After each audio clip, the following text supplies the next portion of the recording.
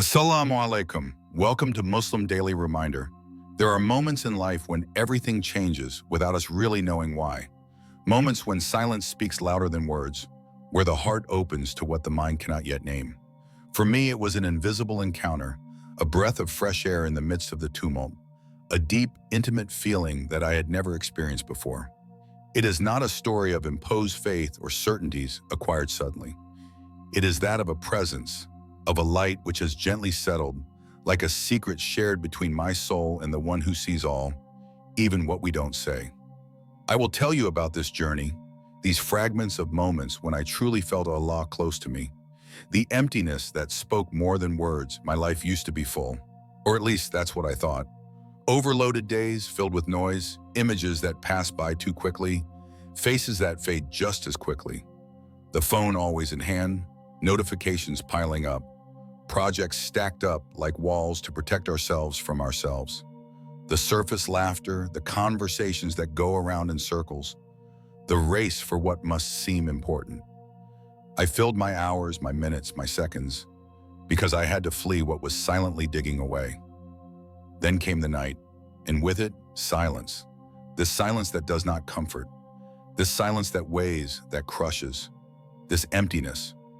Not the one we imagine when we are alone, but a deeper emptiness, the emptiness of meaning, an absence that cannot be explained, but which we feel deep within our being, a spiritual hunger that no success, no distraction could quench. It is in this void that words are dead, because words were no longer enough. The speeches, the justifications, the excuses, all of it became hollow. And then I started to speak differently. Not with the mouth, not with sentences that follow one another to mask the emptiness, but with my heart. In this silent dialogue, I was not addressing my words to a friend, to an idea, or to a belief. I was addressing him who hears even what is not spoken. This same being of whom we speak as an invisible presence, often ignored, often denied. The one who never closes his ear, even when our lips remain closed. I didn't know what to call him. I didn't even know if it was him, this God I had never really sought. But deep down, it was him. I felt it in that emptiness that was heard louder than my words. I felt it in this presence that did not impose itself, but which did not leave me in peace either. This emptiness, this silent cry, was a bridge to the invisible, to that which goes beyond reason and appearances. I never knew that this emptiness could speak, that this silence could resonate with such force. I walked then in the shadow of myself, without knowing that this emptiness would be the beginning of a journey, a call to a light that never goes out. In that moment when all seemed lost, I heard the whisper of a presence, not a screaming voice, but a soothing breath, not a fire that burns, but a warmth that envelops. It was not a spectacular revelation, but an intimate truth, a secret that the heart recognizes even before the mind understands. He, the one I had never named, was there, to listen, to wait, to welcome. And in this void that spoke louder than words, I understood that I had already been heard. 2. A test that made me bend, only to get back up. I believed that the strength was within me, a solid, invincible force, an armor forged by the years. I walked straight, sure of my steps, master of my destiny. The storms? I faced them without bending, thinking that they would always end up yielding to my will. But life has its ways of bringing us back to the essentials. And when the storm came, it didn't just blow. She broke down the invisible walls I had built, one by one. She didn't just shake my certainties, she shattered them. Everything collapsed. The certainties, the plans, the hopes. The walls of trust collapsed with a silent crash, and there I was on the ground, defenseless, my hands open to the void. I looked up from the ground without much hope, but with a new urgency. This look was not a look of victory nor of defeat. It was a look of abandonment, but also of appeal. A word escaped, fragile, sincere, and yet so powerful. Oh Allah. This simple whisper was not a complete prayer nor a well-formulated request. It was a soul who recognized himself as lost, who reached out to the one who alone could understand. So I felt. a warmth that cannot be seen, that cannot be touched, but that invades the heart. A presence that does not manifest itself with noise, but with an unfathomable gentleness. There was no instant miracle here, no immediate answer to the questions that haunted me. Just one certainty: in the heart of the pain, in this hollow of existence, someone was holding me. This invisible presence was stronger than the storm itself. It didn't take away the pain, but it made it bearable. To accept that sometimes faith is born from a whisper, from a simple, sincere prayer, with a look raised to the sky or a sentence that upsets.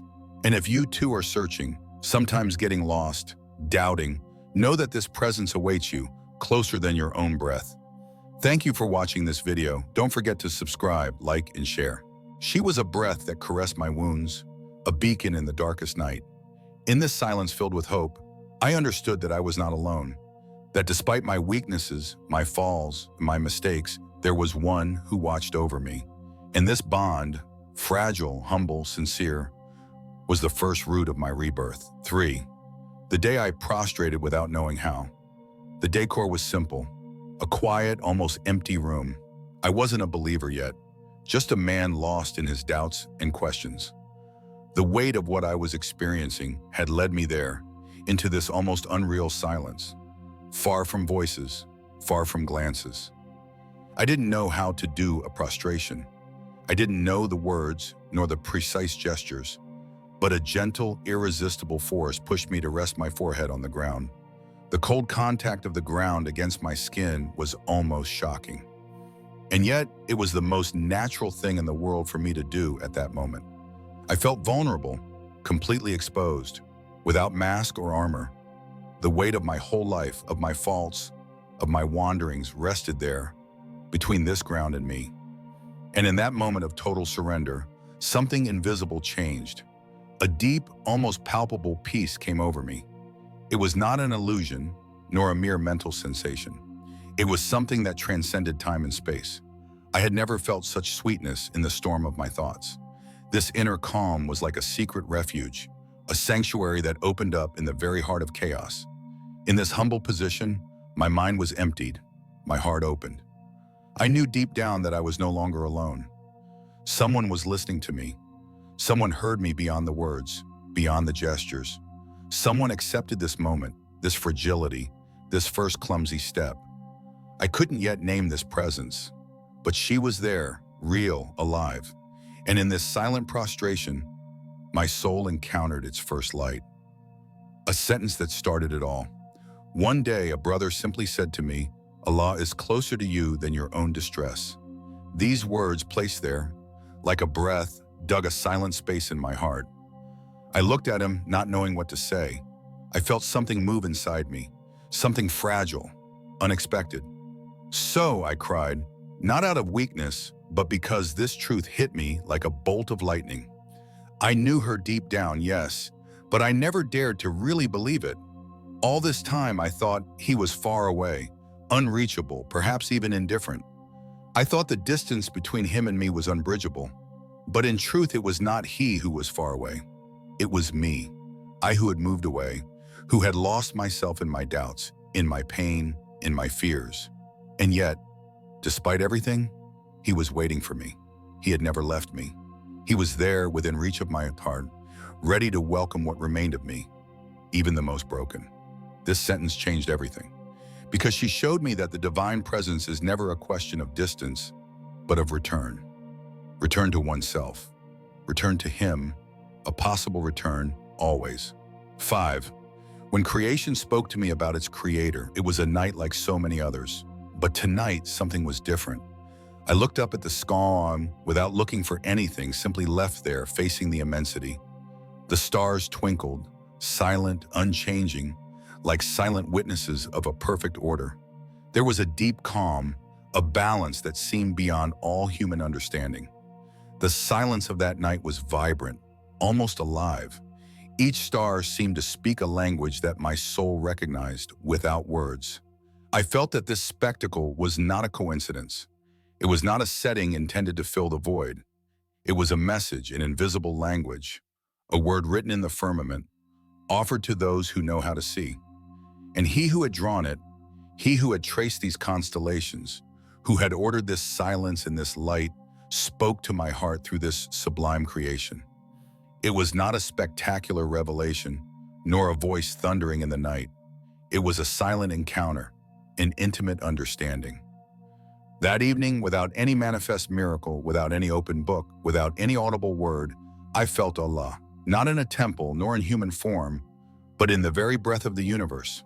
In this night full of mystery, I saw the beauty of a creator who guides without imposing, who speaks silently, who patiently waits to be recognized. The whole of creation became a mirror held up to my soul, revealing the greatness of the one who fashioned it with wisdom and love. This moment, suspended in time, taught me that faith is not limited to words or rituals, but that it can be born from a simple look towards infinity, of a contemplation that elevates the heart, and which makes one feel deep within oneself the presence of a close God, present in everything that exists. Feeling the presence of Allah is not always spectacular or immediate. It is often in the calm, in the fragility, in those moments when we think we are losing everything that He makes Himself close, discreet, but unshakable. This link is an invitation to return, to surrender,